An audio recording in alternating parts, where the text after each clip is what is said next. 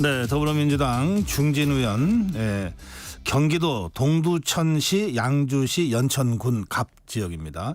정성호 의원 모시겠습니다. 의원님 어서 오십시오. 네, 안녕하세요. 네. 예. 그 오선 의원이시잖아요. 예. 그 지금 더불어민주당에서는 어쨌든 가장 그 중진은 넘어섰나요? 그러면? 뭐 6선 두 분 계시고 예. 5선 의원님은 5명인가 돼갖고 뭐 다선 의원 쪽 속한 편이죠. 그 이제 오랫동안 이제 의정 활동을 해오셨는데요. 네. 요즘 22대 국회 전반전 지금 시작됐는데 네. 어떠세요?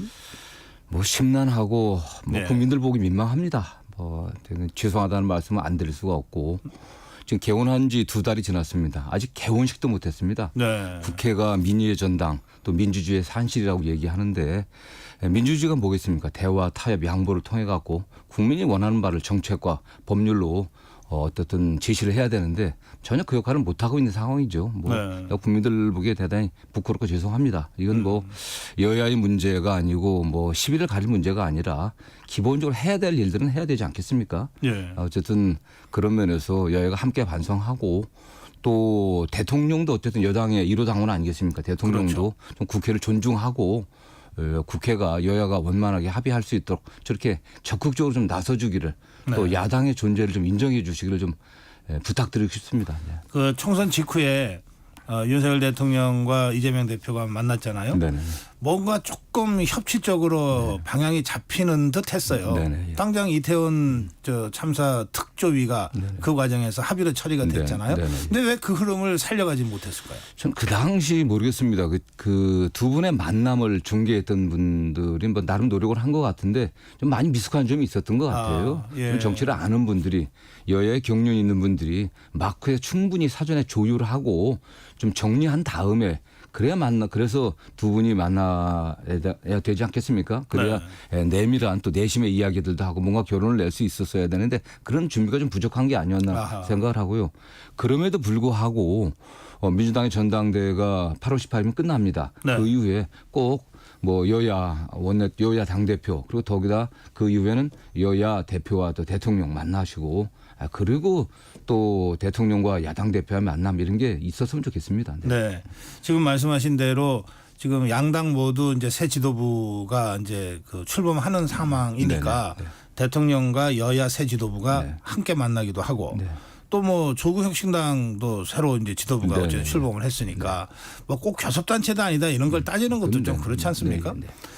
또 그런가 하면 대통령과 이재명 대표 간의 양자 회동 이런 것들도 좀 그때그때 이렇게 해서 자꾸 만나야 뭐가 되는 거 아닌가요? 그렇습니다. 정치되는 게? 네, 그렇습니다. 미국 같은 경우도 과거 여소야대 상황에서 클린턴 대통령이나 오바마 대통령이 고 박사님 잘 아시지 않습니까? 야당 그 상원의원 하원의원 의원들 만나갖고 예. 법안 설득하고 설명하고 하는 게 상당히 큰 일이었습니다. 뭐 심지어 지역구 민원도 해결을 다 해결해 줬죠, 사실. 네. 그렇습니다. 그렇기 때문에 저희 형식에 구애받지 말고 자주 만나고 그러는 과정을 통해 갖고 여야가 신뢰를 좀 구축해야 되지 않겠습니까? 예.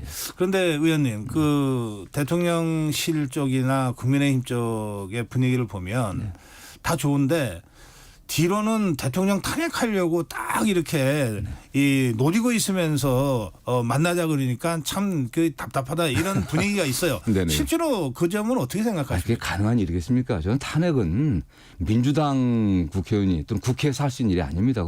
국민들이 할 수 있는 거 아니겠습니까? 대통령 민주당 국회에서 뽑은 게 아닙니다. 국민들이 뽑았습니다. 네. 그렇기 때문에 그냥 국민들의 다수가 정말 이분을 계속 대통령으로 대통령직을 수행하게 하는 게 적절치 않겠다고 하는 그런 정도의 사유가 있어야 되는 거죠. 쉽지 않지 않습니까? 네. 과거 전례가 있잖아요. 과거 노무현 대통령 탄핵을 야당에서 연합해서 했다고 어떤 후폭풍을 겪었습니까? 예. 쉽지 않은 문제고 왜냐하면 그건 정치 상황에 어쨌든 급변을 초래하는 일이기 때문에 대통령 탄핵은 네. 신중해야 되고요. 지금은 뭐 저는 여당에서 그렇게 의심할지는 모르지만 민주당의 다수 의견도 바로 뭐 대통령 탄핵하지 이건 아니라고 저는 생각합니다. 네. 네, 알겠습니다. 현안들을 좀 몇 가지 좀 짚어봐 주시면 좋겠습니다. 우선 이진숙 방통위원장 임명되자마자 이제 그 MBC 박문진 이사 그리고 KBS 이사 그 교체를 했어요. 네네. 그러니까 오늘 그러니까 하루 만에 오늘 이제 탄핵안 발의를 한다고 지금 알려져 있거든요. 네네. 오늘 발의하십니까? 뭐 그럴 기억으로 알고 있습니다. 오늘 이준석 방통위원장 탄핵안 발의하고 국회 본회의 상정할 거라고 좀 알고 있거든요. 뭐 그래서 국회 의결되면은 어쨌든 이제 업무가 정지되겠죠. 네. 뭐 어쨌든 좀 안타깝습니다. 저는 이게 이 문제도 우원식 국회의장이 제안한 대로 여야가 좀 양보해 갖고 시간을 좀 가질 필요가 있지 않겠나. 네. 야당도 뭐 이미 지난 얘기지만 방송관계 그 사법 바로 상정하지 말고 대통령께서도 방통위원장 임명을 좀 보류하고 그런 면에서 좀 접점을 찾아야 되지 않았겠나 하는 그런 아쉬움이 있습니다. 그러나 어쨌든 현재 민주당 당내의 좀 방침은 오늘 발의하고 상정해서 네. 의결하겠다는 게 결정된 걸로 알고 있습니다. 예, 그런데 그 이제 법률가들은 그 탄핵의 요건이 직무와 관련돼서 뭐 위법 부당한 일이 네네. 있을 때 네네. 이렇게 돼 있잖아요. 네네.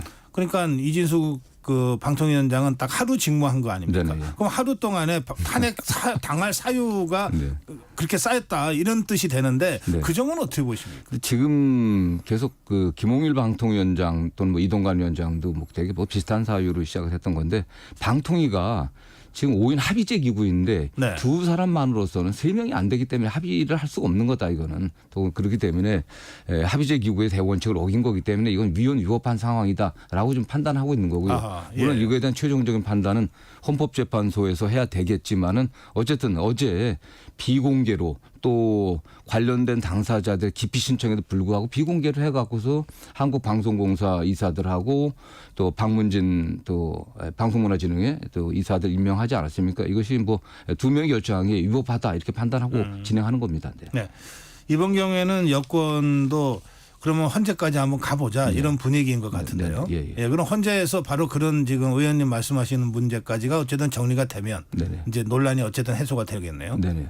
그런데 물론 그 모르겠습니다. 헌재에서 6개월 정도 시간이 지난 다음에 탄핵 여부를 결정하겠죠. 결정해서 다시 임무에 복귀한다고 하더라도 네.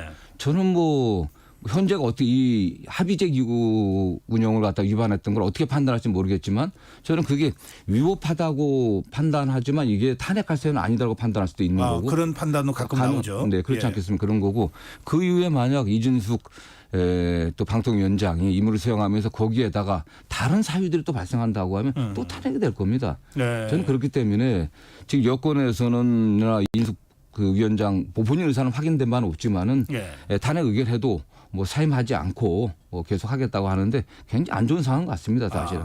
그 후에 민주당에서 6개월 후에 다시 왜냐하면 방통위원장이 그 일만 하는 게 또 아니지 않습니까? 다른 업무를 집행함에 있어서 통신 관련 업무 여러 문제가 또 있기 때문에 일방 진행하게 되면 또 탄핵되지 않겠나.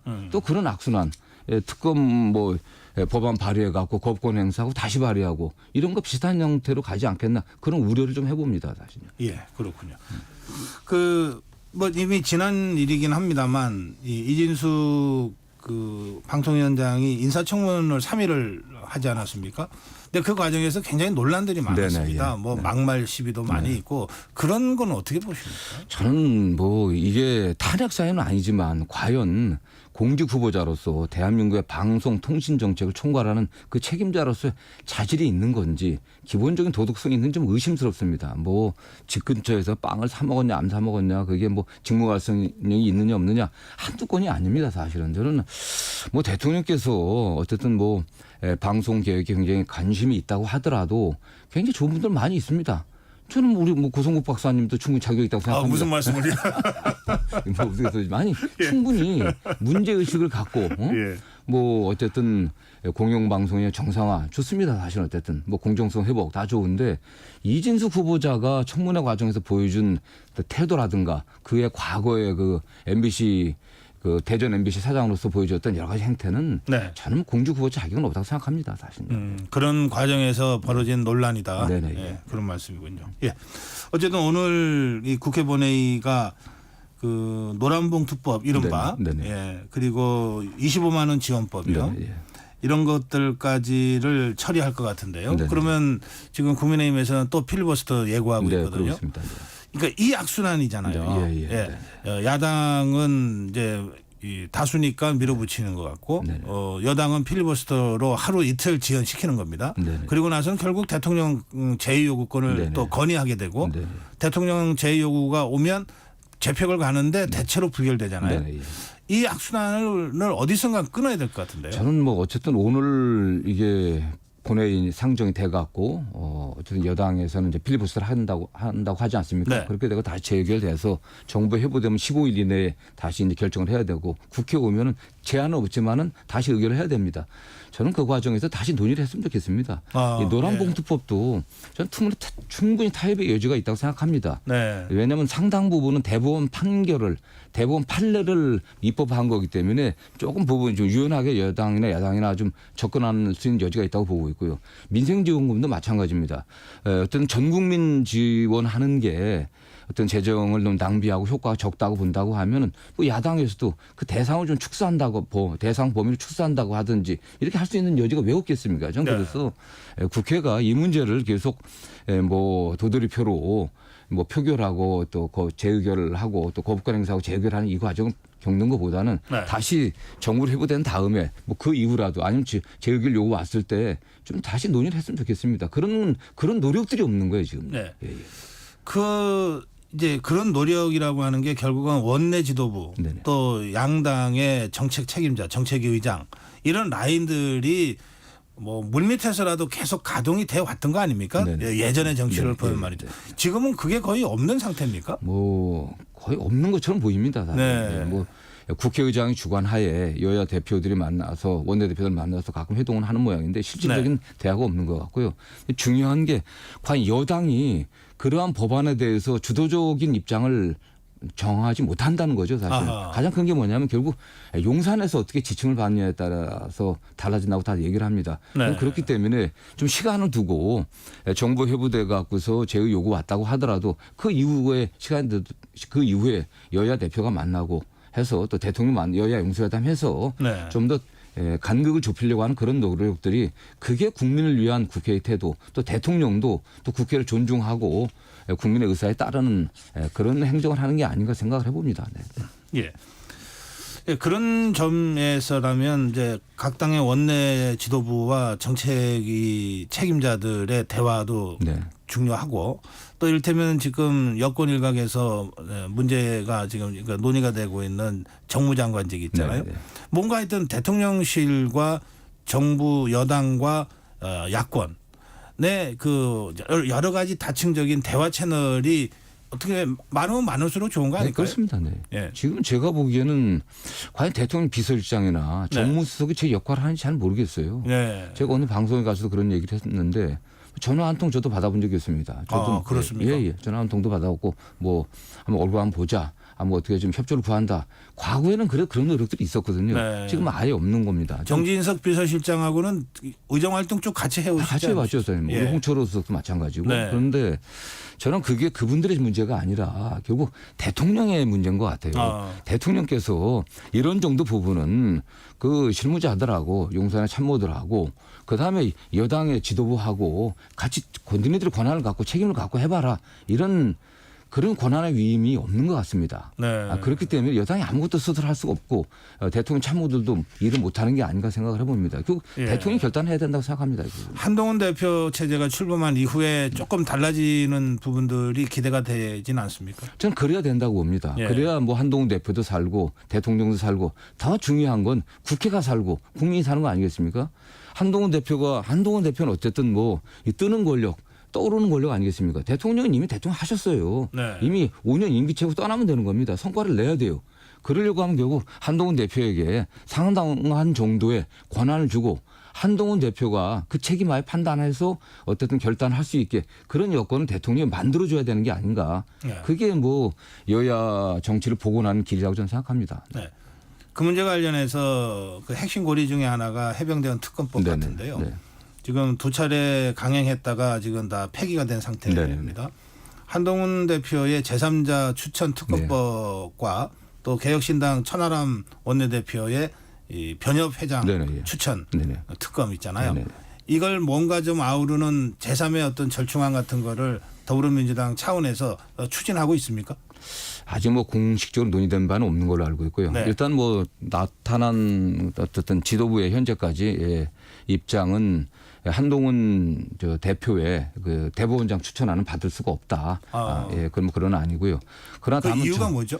어쨌든 뭐 대통령이 임명한 대법원장이고 네. 또 대법원장의 뭐 성향이 이런 거 봤을 때 결국은 뭐 대통령에게 유리한 이게 공정성을 담보할 수 없는 그건 제3자라고 보기 어렵다 이런 보기 뜻이군요. 어려워요. 그렇기 때문에 반대하는데 저는 논의해봐야 된다고 생각합니다. 그래서 네. 한동훈 대표가 전대 전에 그 비대위원장 시절이었던가 그 전에 제3자 특검안 얘기했을 때 네, 전대 출마하면서 저는 좀 적극적으로 논의해야 돼야 되지 않겠냐. 수용도 가능하다. 저는 그런 입장을 취했습니다. 네. 제가 그것 때문에 당내에서 굉장히 비판을 받았습니다. 그러셨군요. 굉장히 비판을 받았는데 예. 국회가 왜 이 논의를 못 하겠습니까? 결국 이게 가장 중요한 게 우리 정말 그 비극적인 사건 일어나서는 안 되는 사건 아니었습니까? 이 사건을 갖고 여야가 정략적으로 판단할 게 아니라 진실 규명이 가장 중요하니까 네. 어떻게 사건이 일어났는지 그게 또 사건 수사 과정에서 외압이 있었는지 진실 규명이 중요하기 때문에 저는 같이 테이블에서 논의해볼 필요가 있다고 생각합니다. 저는. 예.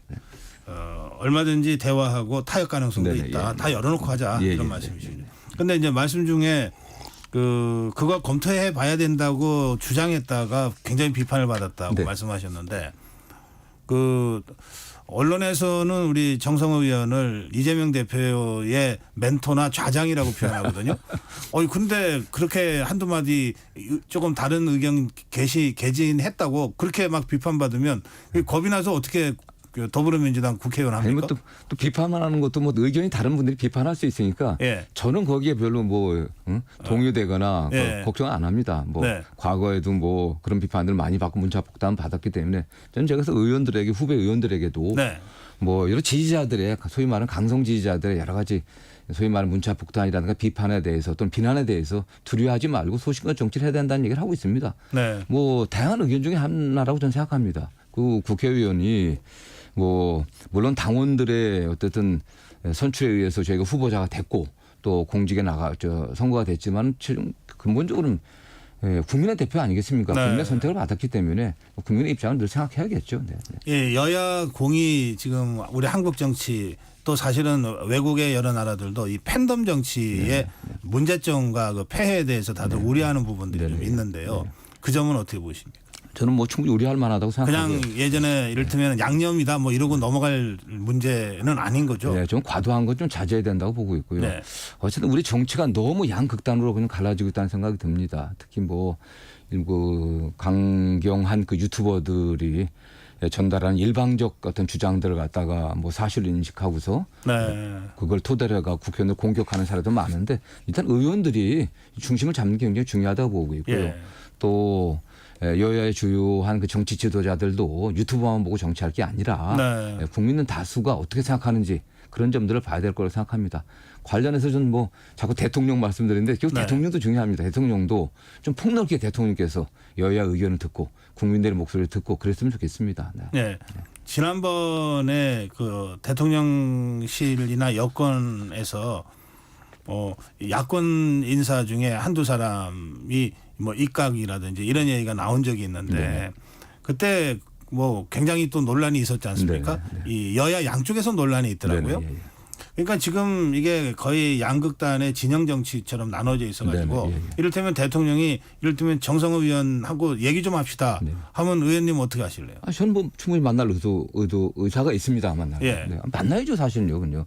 물론 뭐 대통령께서 야당 의원 중에 한 사람만 만나지는 않겠지만 물론이죠. 몇 사람들 같이 해갖고 야당 뭐 국회 여야 상임위원장들 불러서 만나고 네. 또 야당 위원장들도 불러서도 만나고 일단 이런 것부터 좀 시작을 했으면 좋겠습니다. 네. 네네. 그게 뭐 강성 지지자들로부터 비판이 있다 하더라도 그걸 넘어서야 된다. 저는 그런 거 갖고 지지자들이 비판할 것 같지는 않습니다. 네. 그 행정부의 수반인 대통령이 국회에 입법과 예산 또 정책을 총괄하는 각 상임위원장들 만나야 되는 건 너무나 당연한 거거든요. 네. 과거 박근혜 대통령도 만나셨고 이명박 대통령도 야당 위원장들, 여야 위원장들, 상임위원장들 청와대 불러가고 식사 같이 네. 했거든요. 그리고 더 나가서 또 야당 위원장들에게 또 쟁점 법안이 계류되어 있는 야당 위원장들 불러서 좀 논의해보고 또 그 당시 뭐 여야 대표 같이 함께하고 하면 그게 얼마나 국민들을 위해서도 필요한 일 아니겠습니까? 그게. 예. 어제 그 윤석열 대통령이 그 김문수 경사노위 위원장을 고용노동부 장관 후보자로 지명했습니다. 어떻게 평가하십니까? 아, 저는 좀 안타깝습니다. 그게 뭐 어떤 경우도 임명된지 모르겠지만은 과연 그분이 지금 뭐 노정 관계 또 노사정 관계를 잘 해결할 수 있는 적임인지는 상당히 의문입니다. 과거에 뭐 막말을 한두 번 한 게 아니시거든요. 그래서 뭐 우발적이고 우연적인 막말이 아니라 그분의 어떤 가치관이나 철학이 저는 뭐 반노동 좀 뭐 노조 혐오 여기에 기초하고 있다고 생각합니다. 한때는 굉장히 강성 노동 운동가 아니었습니까? 그랬죠. 그래서 너무 극단으로 가신 것 같아요. 뭐 그렇기 때문에 또 경산노 위원장 하면서도 지난 2년 동안 아무런 성과가 없었습니다. 어떤 노력도 하질 않았어요. 그런데 이분을 노동부 장관에 임명한 건 오히려 극단적인 그 노정 대결을 갖다가 유발해 갖고 보수 강경 지지자들을 결집시키려고 하는 그런 의도가 아닌가. 좀 그렇게까지 생각이 들더라고요. 그래서 저는 뭐 매우 부적절한 또 인사였다고 생각을 합니다. 네. 네. 이 청문 과정에서 상당히 그 치열한 공방이 예상이 됩니다. 예. 이 시간이 다 돼서 의원님 그 오선 의원이시지만 늘 그 이 초선처럼 하시잖아요. 각오 한 말씀 듣겠습니다. 맞습니다. 그 처음 뭐 정치를 시작할 때 국민들에게 약속했던 바 또 지역 주민에게 약속했던 바를 지키려고 노력을 하고 있습니다. 가장 중요한 게 국민민복 아니겠습니까? 국가의 국민의 행복. 저는 모든 국회의원들이 특히 여야 의원들이 그런 생각하에서 정말 미부름한 국민이 아니라 정말 우리 나라 발전을 위해서 우리 국민 행복을 위해서 어떻게 해야 되는지 그런 걸 마음에 두고서 좀 대화하고 타협했으면 좋겠다는 생각입니다. 네. 예, 오늘 말씀 잘 들었습니다. 고맙습니다. 감사합니다. 네, 더불어민주당 정성호 의원이었습니다.